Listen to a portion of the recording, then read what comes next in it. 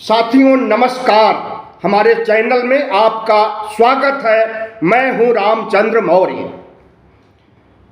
साथियों, अगर आप पहली बार हमारे चैनल को देख रहे हैं तो इसे सब्सक्राइब कर लीजिएगा। इससे हमें बड़ी ताकत मिलेगी और आपको वह वीडियो तुरंत मिल जाएगा जो हम अपना दैनिक विश्लेषण का वीडियो बनाते हैं।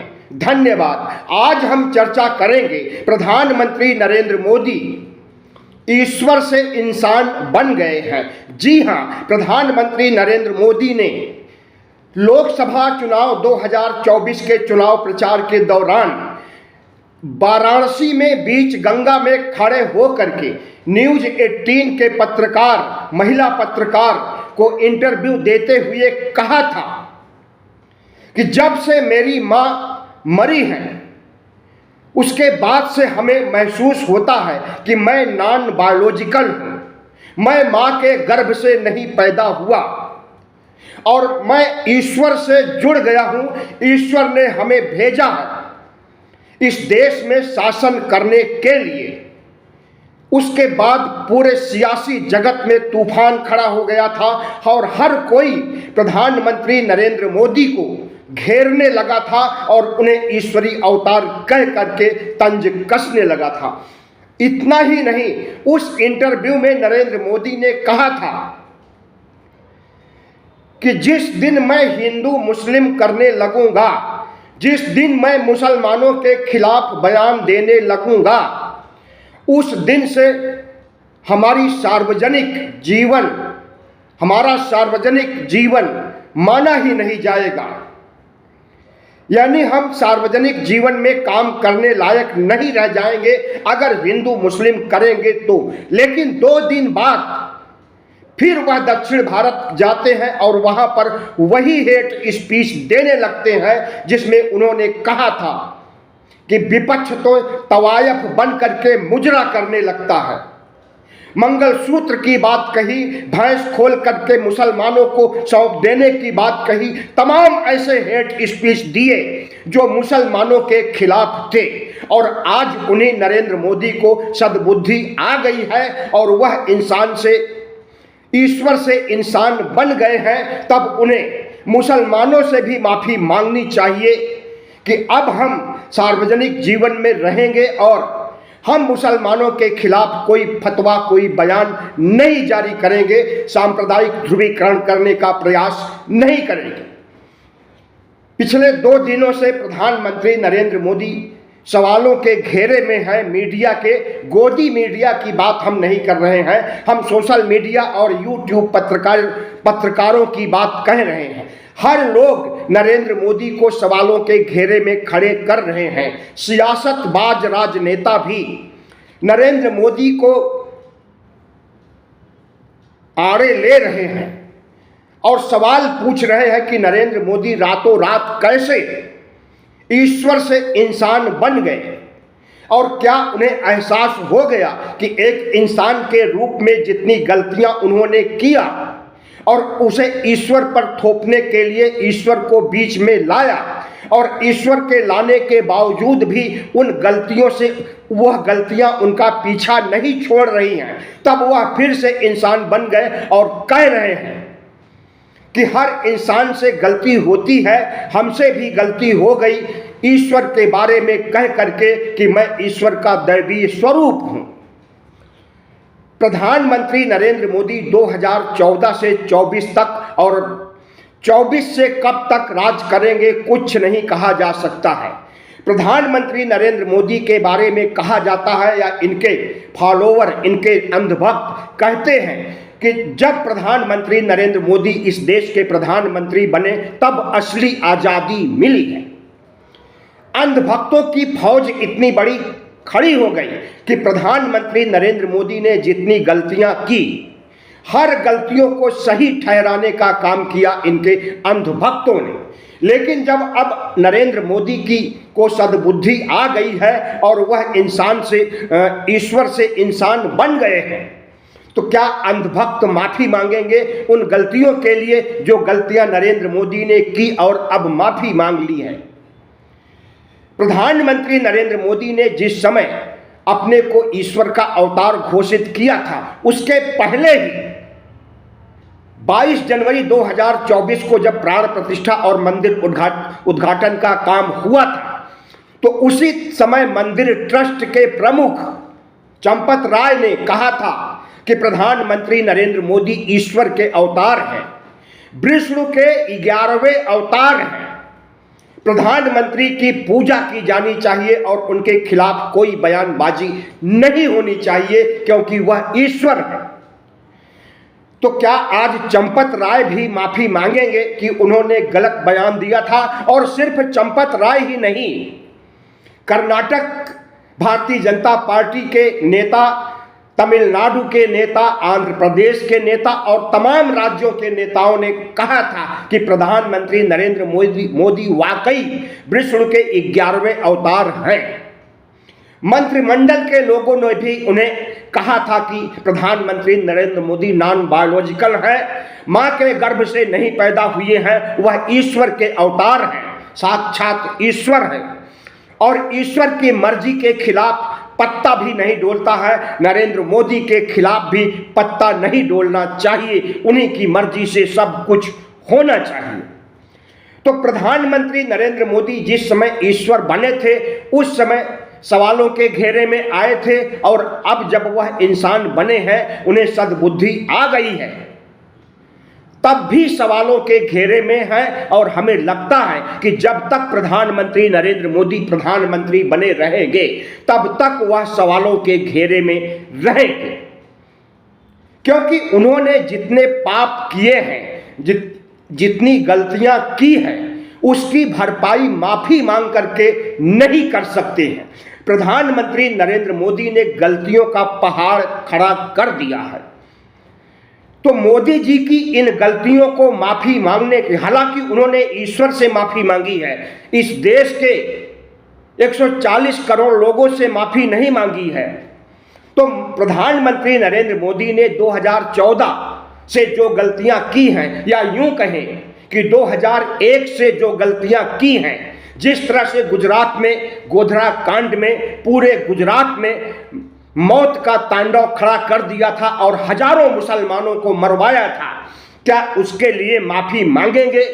2014 में प्रधानमंत्री बनने के बाद 2024 तक जितनी गलतियां, जितना कुकर्म नरेंद्र मोदी ने किया है, क्या उससे माफी मांगेंगे? प्रधानमंत्री नरेंद्र मोदी सवालों के घेरे में इसलिए खड़े हो गए हैं क्योंकि इनके ऊपर संघ ने भी उंगली उठाई थी। मोहन भागवत ने कहा था कि प्रधानमंत्री, नाम नहीं लिया उन्होंने, बल्कि कहा था कि कोई भी व्यक्ति महामानव बनने के चक्कर में पहले वह महामानव बनता है, अति मानव बनता है, उसके बाद देवता बनता है और उसके बाद साक्षात ईश्वर बन जाता है। ब्रह्मा विष्णु महेश की लाइन में अपने को खड़ा कर लेता है। इतना बड़ा अहंकार किसी में नहीं होना चाहिए। और विपक्ष के बारे में भी भागवत ने कहा था कि विपक्ष को आड़े हाथों नहीं लेना चाहिए, विपक्ष को खत्म करने की सुपारी नहीं देनी चाहिए। विपक्ष प्रतिपक्ष होता है और वह एक संवैधानिक पद है विपक्ष का, विपक्ष के नेता का, जिसके बारे में गलत नहीं बोलना चाहिए। तो क्या प्रधानमंत्री संघ प्रमुख से माफी मांगेंगे? कतई नहीं माफी मांगेंगे। संघ प्रमुख को तो नरेंद्र मोदी बहुत पहले पीछे छोड़ चुके हैं। 2024 के लोकसभा चुनाव में जेपी नड्डा ने एक अखबार को इंटरव्यू देते हुए कहा था कि भारतीय जनता पार्टी को संघ की जरूरत नहीं है। संघ के स्वयंसेवक और प्रचारक अगर हमारा प्रचार नहीं करेंगे तब भी हम चुनाव जीत लेंगे। दुनिया की number 1 party Bharatiya Janata party है, अब इसे संघ की जरूरत नहीं है। उसके बाद से ही संघ प्रमुख शांत हो गए और जब लोकसभा चुनाव का रिजल्ट आया, शपथ ग्रहण हुआ, उसके बाद बोले और खुल करके बोले, नरेंद्र मोदी की धज्जियां उड़ाई बिना नाम लिए। तो क्या संघ प्रमुख से गलती मानेंगे, माफी मांगेंगे? संघ प्रमुख की छोड़िए, सब एक थैले के चट्टे बट्टे हैं। संघ प्रमुख मोहन भागवत, जितने भी शंकराचार्य, जितने संत महंत या जितना भगवा टीम है, सब एक ही थैले के चट्टे बट्टे हैं। इन पर हमें नहीं जाना चाहिए, बल्कि नरेंद्र मोदी से आज यह पूछना चाहिए कि जिस तरह से उन्होंने ईश्वर से गलती मानी है, उस तरह से इस देश के 140 करोड़ लोगों से माफी मांगेंगे कि नहीं मांगेंगे, और क्यों माफी मांगेंगे? आज हम इसी को चिन्हित करेंगे कि उन्होंने कितने बड़े फ्रॉड, कितनी बड़ी गलतियां की हैं। प्रधानमंत्री नरेंद्र मोदी की पार्टी ने लोकसभा चुनाव के दौरान इस संविधान को खत्म कर देने की बात कही थी। संविधान की जगह मनुस्मृति लागू करने की बात तो नहीं कही गई थी, हिंदू राष्ट्र बनाने की बात नहीं कही गई थी, लेकिन संविधान को खत्म करने का मतलब ही होता है कि मनुस्मृति लागू करना और हिंदू राष्ट्र बनाना। तो इनकी पार्टी ने, इनकी पार्टी के सांसदों ने, नेताओं ने अपनी मर्जी से नहीं बोला था, बल्कि प्रधानमंत्री नरेंद्र मोदी और शाह के इशारे पर बोला था, ऐसा बाद में सुनने में आया। तो क्या इस देश के लोगों से संविधान को खत्म करने का फतवा जारी करवाने के लिए नरेंद्र मोदी माफी मांगेंगे? इस देश से, इस देश के ओबीसी, एससी, एसटी से, अंबेडकरवादी से, दलित से, ओबीसी से, एसटी से माफी मांगेंगे? भीमराव का, डॉक्टर अंबेडकर भीमराव का अपमान किया गया राज्यसभा में, क्या इसके लिए नरेंद्र मोदी माफी मांगेंगे? उस समय तो ये ईश्वर थे, इन्हें ईश्वर तुल्य माना जाता था, इनकी पार्टी के लोग भी मानते थे, पूरे भगवा गैंग के लोग मानते थे, लेकिन विपक्ष के लोगों ने कभी भी इन्हें ईश्वर या ईश्वर का प्रतिनिधि नहीं माना। नए लोकसभा चुनाव के पहले नए संसद भवन में जब प्रवेश किया गया था, गृह प्रवेश हुआ था, तो उस समय संविधान की कापियां बांटी गई थी सभी सांसदों को, और उस कापी में संविधान की प्रस्तावना से धर्मनिरपेक्षता, समाजवाद, सामाजिक न्याय शब्द गायब था। यानी संविधान की प्रस्तावना को उसी समय खत्म कर दिया इन्होंने जब नया संसद भवन बना था, और पूरा संविधान खत्म करने के लिए इन्होंने लोकसभा में चुनाव के दौरान अपने सांसदों से कहलवाया। प्रधानमंत्री नरेंद्र मोदी ने उसी संसद भवन में सेंगोल की पूजा किया था और सेंगोल को लेकर के पूरे संसद भवन में टहला था। एक जगह उसे स्थापित कर दिया, आज भी वह स्थापित है और हमेशा स्थापित रहेगा। सेंगोल राजतंत्र का प्रतीक है, तो क्या इस प्रतीक से यह माना जाए कि नरेंद्र मोदी प्रजातंत्र के विरोधी हैं, राजतंत्र के समर्थक हैं? राजतंत्र या राजशाही इस देश में लाना चाहते हैं सेंगोल को संसद भवन में स्थापित करके? और अगर ऐसा है, लोकतंत्र की जगह राजतंत्र या राजशाही लाना चाहते हैं, संविधान को खत्म करना चाहते हैं, तो इसके लिए भी इन्हें माफी मांगनी पड़ेगी इस देश के 140 करोड़ लोगों से। इस देश में किसानों ने 13 महीने तक आंदोलन चलाया और अभी भी उनका आंदोलन किसी न किसी रूप में चल रहा है। दल्लेवाल नामक किसान आमरण अनशन पर है और उसकी हालत दिनों दिन सीरियस होती जा रही है। उसने एक वीडियो जारी करके प्रधानमंत्री नरेंद्र मोदी से और मोदी सरकार से मांग किया है कि किसानों की वाजिब मांगे मानी जाए। वह अपनी जान देने के लिए आमादा है किसान समुदाय के लिए, और इन्हीं किसान समुदाय की आय दोगुनी करने की बात कही थी नरेंद्र मोदी ने। तो क्या किसानों की मांगे मांगेंगे? 13 महीने तक आंदोलन किया किसानों ने और इस बीच 750 से अधिक किसान शहादत प्राप्त हुए। उन शहादत किसानों से माफी मांगेंगे जिनके घर परिवार उजड़ गए हैं, उनको सहायता राशि देंगे जिनके परिवार उजड़ गए हैं और कोई कमाई करके परिवार चलाने वाला नहीं है, कतई नहीं। उनके लिए तो संसद भवन में 2 मिनट की श्रद्धांजलि भी नहीं दी गई।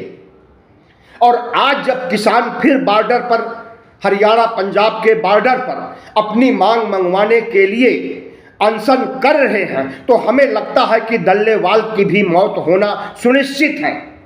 अगर 4 या 5 दिन भी लेट होता है और उनका अनशन चलता रहता है तो गंभीर हालत में उनकी जान जा सकती है, और उसके बाद किसान कितना उग्र हो जाएंगे शायद नरेंद्र मोदी का अनुमान नहीं है। नोटबंदी किया प्रधानमंत्री नरेंद्र मोदी ने, और उस नोटबंदी के कारण हजारों छोटे व्यापारी की क्या हालत हुई, और नोटबंदी का कहर कितना बरपा है इस देश में कि काला धन खत्म होगा,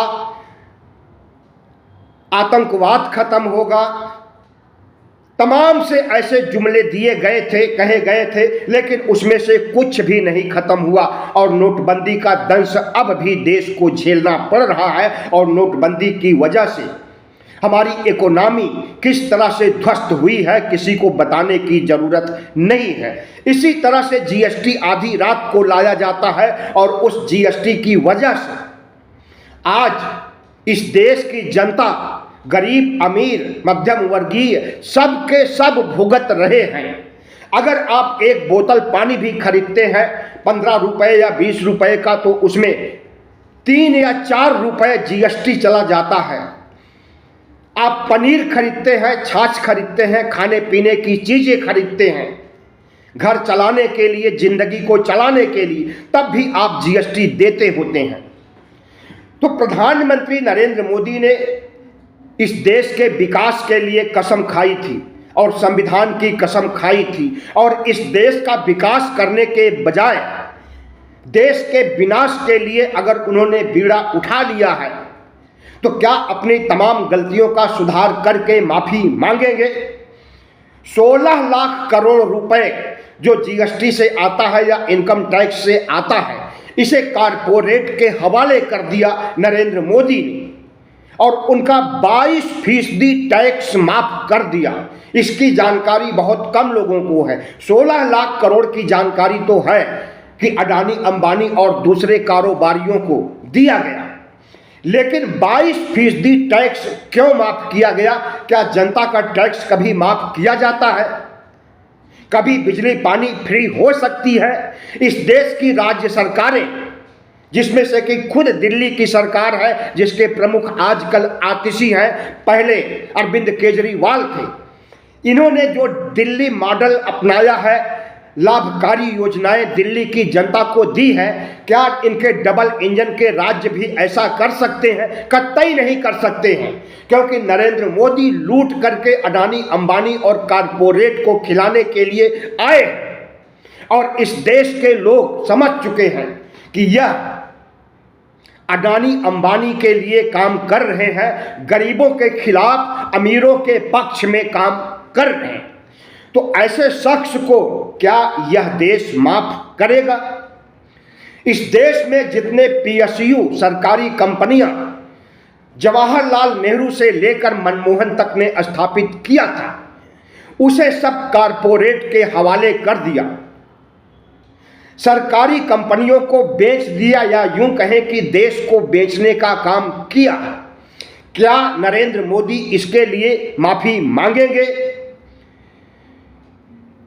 मुसलमानों से नफरत इतना ज्यादा कि आए दिन हिंदू मुस्लिम किया जाता है, और इस समय भी संभल में, अजमेर में, वाराणसी में, तमाम जगहों पर मंदिर के नीचे, मस्जिद के नीचे मंदिर और शिवालय और शिवलिंग की तलाश की जा रही। भारत खोदो अभियान चलाया जा रहा है। सांप्रदायिकता को पराकाष्ठा पर ला दिया गया है। मुसलमानों के पूजा स्थलों को ढहाने का प्रयास किया जा रहा है। कहीं सर्वे हो चुका है, कहीं सर्वे हो रहा है, कहीं सर्वे होने वाला है, और जहां जहां सर्वे होगा, क्या वहां की मस्जिदों को ढहा देंगे? मस्जिदों की तो बात छोड़िए, कुतुब मीनार और ताजमहल जो कि विश्व की धरोहर है, सिर्फ भारत की धरोहर नहीं है, विश्व की धरोहर है, इस पर भी प्रधानमंत्री नरेंद्र मोदी पार्टी और इनके भगवा गैंग की कुदृष्टि पड़ी हुई है। ताजमहल को ध्वस्त करके वहां तेजो महालय शिव मंदिर बनाना चाहते हैं। इनका कहना है कि ताजमहल के नीचे ताजो महालय नामक मंदिर है, शिव रहे, शिव विराजमान है, और जितने भी मस्जिद हैं उसके नीचे भी इनको घंटी की आवाज सुनाई देती है, आरती की आवाज सुनाई देती है, शंख की, घड़ियाल की आवाज सुनाई देती है, और हर मस्जिद को ढहा करके वहां मंदिर बनाने के लिए फतवा जारी कर चुके हैं, भगवा गैंग के से लेकर के शंकराचार्य तक।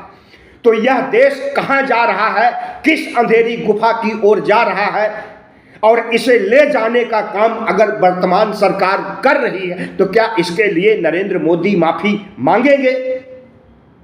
इस देश को कितने जुमले और झूठ दिया है प्रधानमंत्री नरेंद्र मोदी ने। 15-15 लाख रुपए हर अकाउंट में दिए जाएंगे, हर देशवासी को दिए जाएंगे, काला धन स्विट्जरलैंड से वापस ला करके। लेकिन कितने लोगों को आज तक दिया गया 15-15 लाख रुपए?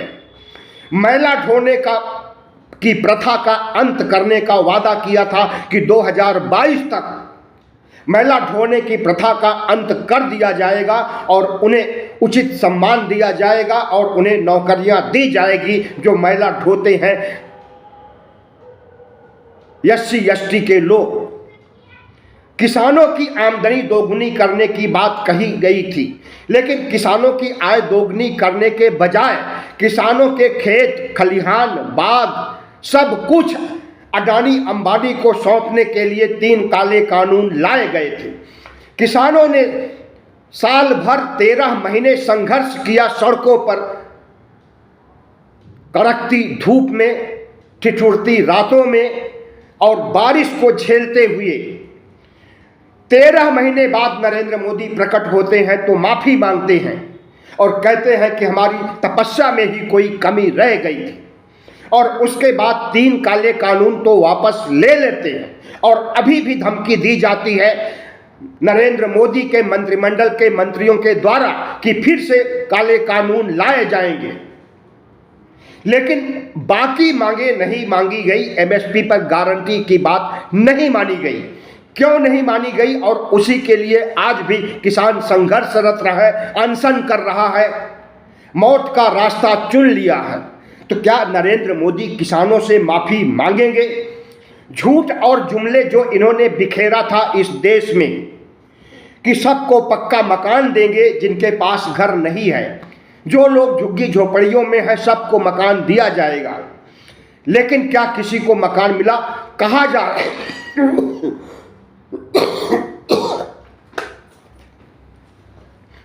कहा जा रहा है कि 5 लाख पक्के मकान दिए गए हैं, लेकिन वे आंकड़े वेबसाइट पर 3 लाख हैं। अब वेबसाइट पर जितने आंकड़े दिए गए हैं उसे सही माना जाए या जो भारतीय जनता पार्टी के नेता प्रवक्ता बोल रहे हैं उसे सही माना जाए? फिर 3 लाख तो इस देश के आबादी नहीं है। कहा गया था सबको पक्का मकान देने के लिए और दिया गया सिर्फ 3 लाख को। सबको पक्का मकान कब मिलेगा? और यदि नहीं मिलता है तो क्या नरेंद्र मोदी माफी मांगेंगे? प्रधानमंत्री नरेंद्र मोदी ने साम दाम दंड भेद चला करके इस देश में समाज को बांटने का काम किया, विपक्ष को खत्म करने का काम किया। CBI ED IT का आतंक फैला करके तमाम विपक्ष के नेताओं को जेल में ठूंसा गया, उन्हें डरवाया गया। कांग्रेस पार्टी का तो चुनाव लड़ते समय उनका बैंक अकाउंट ही सील कर दिया गया, बंद कर दिया गया कि न रहेगा पैसा, न लड़ेंगे चुनाव, और न लड़ेंगे चुनाव तो जीतेंगे कैसे, और जीतेंगे नहीं तो हम प्रधानमंत्री फिर से बन जाएंगे। तो प्रधानमंत्री की यह सोच जो देश विरोधी है, जो धर्म विरोधी है, जो मुस्लिम विरोधी है, जो अल्पसंख्यक विरोधी है, तो क्या इस सोच के लिए भी माफी मांगेंगे? जब प्रधानमंत्री नरेंद्र मोदी सांप्रदायिक ध्रुवीकरण के लिए आह्वान करते हैं इस देश की जनता को और कहते हैं कि मुसलमान तुम्हारा मंगलसूत्र छीन ले जाएंगे, तुम्हारे घर की भैंस खोल ले जाएंगे, प्रॉपर्टी छीन ले जाएंगे, डरवाते हैं। तो क्या उन मुसलमानों से माफी मांगेंगे नरेंद्र मोदी जो पाप उन्होंने अब तक किया है? प्रधानमंत्री नरेंद्र मोदी की न सिर्फ इस देश में भद पिट रही है बल्कि अंतर्राष्ट्रीय बेइज्जती हो गई।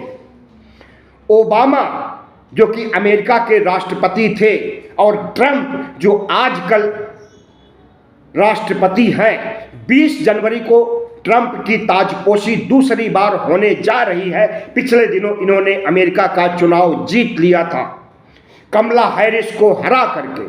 अब 20 जनवरी को ताजपोशी के समय प्रधानमंत्री नरेंद्र मोदी को न्योता नहीं दिया गया ताजपोशी में आने के लिए, जबकि प्रधानमंत्री नरेंद्र मोदी न सिर्फ ओबामा को बल्कि ट्रंप को अपना दोस्त मानते थे। और 2020 के चुनाव में, जो अमेरिका में चुनाव हुआ था, हर 4 साल बाद वहां चुनाव होता है, तो 2020 के चुनाव में नरेंद्र मोदी ने ट्रंप का प्रचार भी किया था अमेरिका में बैठ करके और कहा था अब की बार ट्रंप सरकार।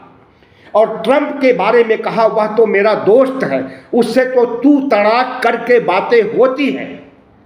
क्या वजह है कि इनका दोस्त जो चीन को बुला रहा है ताजपोशी के समय 20 जनवरी को, बांग्लादेश को बुला रहा है, लंका को, यहां तक कि पाकिस्तान को भी बुला रहा है ताजपोशी में, लेकिन विश्व गुरु बनने वाले स्वयंभू प्रधानमंत्री नरेंद्र मोदी को ट्रंप ताजपोशी के लिए नहीं बुला रहे।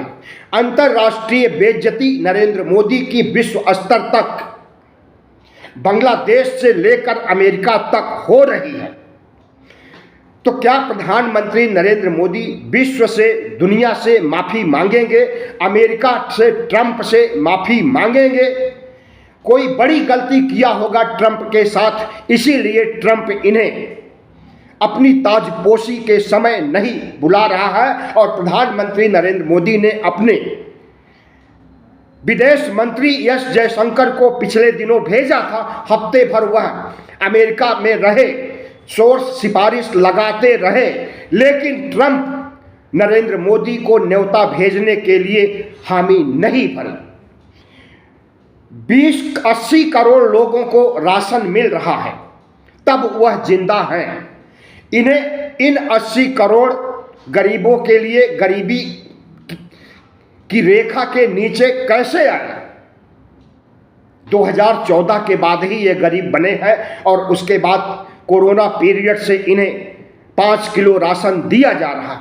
आगे कब तक दिया जाएगा कुछ नहीं पता है, लेकिन इस गरीबी को लाने और इन्हें फिर खिलाने का काम नरेंद्र मोदी कर रहे हैं। और अब एक झूठ उभर करके सामने आया है कि इन 80 करोड़ लोगों में से 25 करोड़ लोगों को अमीर बना दिया गया है, लेकिन उसके बावजूद उन्हें 5 किलो राशन दिया जा रहा। तो हम पूछना चाहते हैं नरेंद्र मोदी को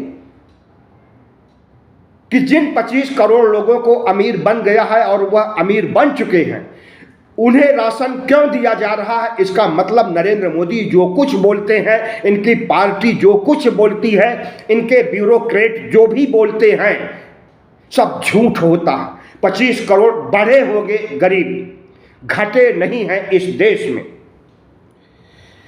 कोरोना काल में 50 लाख से ज्यादा मौतें हुई भारतवर्ष में, और यह आंकड़े हमारे नहीं हैं, WHO वर्ल्ड हेल्थ ऑर्गेनाइजेशन के आंकड़े हैं। 50 लाख से ज्यादा मौतें क्या चिन्हित करता है? कोरोना काल में हेल्थ इंफ्रास्ट्रक्चर इतना खराब था जिसकी वजह से 50 लाख से ज़्यादा मौतें हुई हैं। और इस 50 लाख मौतों के लिए कौन जिम्मेदार है? वही जिम्मेदार है जो हेल्थ इंफ्रास्ट्रक्चर नहीं खड़ा कर सका है। इस देश के बीमार, कोरोना से बीमार लोगों को ऑक्सीजन तक नहीं दे सका है, दवाइयाँ नहीं दे सका है, बेड नहीं दे सका है, वेंटिलेटर नहीं दे सका। वही लोग जिम्मेदार हैं, तो क्या प्रधानमंत्री 50 लाख से ज़्यादा लोगों के मारे जाने पर देश से माफ़ी मांगेंगे और उन परिवारों को राहत पहुंचाएंगे जिन परिवारों में कोरोना काल में मौतें हुई हैं।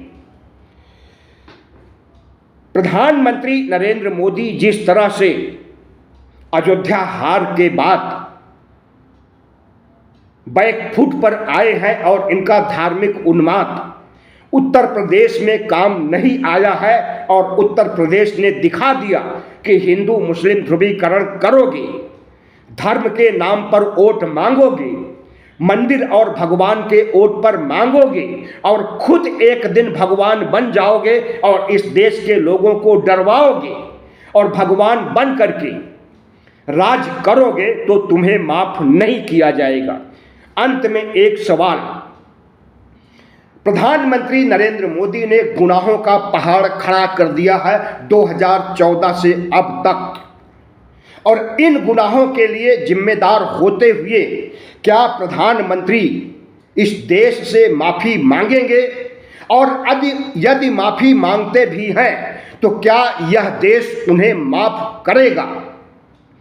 बहुत बहुत धन्यवाद। हमारे चैनल को सब्सक्राइब कीजिएगा, लाइक कीजिएगा और शेयर कीजिएगा।